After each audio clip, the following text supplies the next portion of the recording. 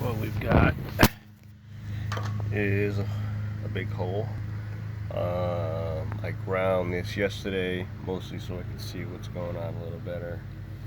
And next step, you can see where this isn't aligned, and these can stand to be done the same way, but what I'm going to do is I'm going to just cut with a cutter along these cracks so that I can move them to where I need them to be, make them level.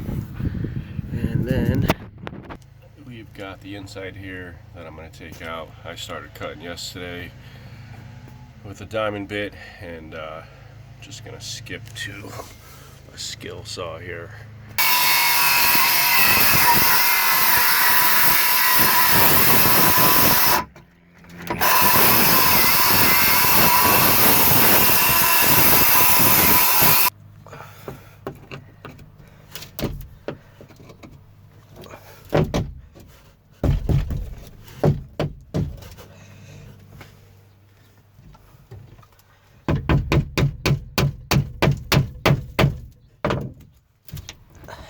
Damn, that is pretty thick, huh?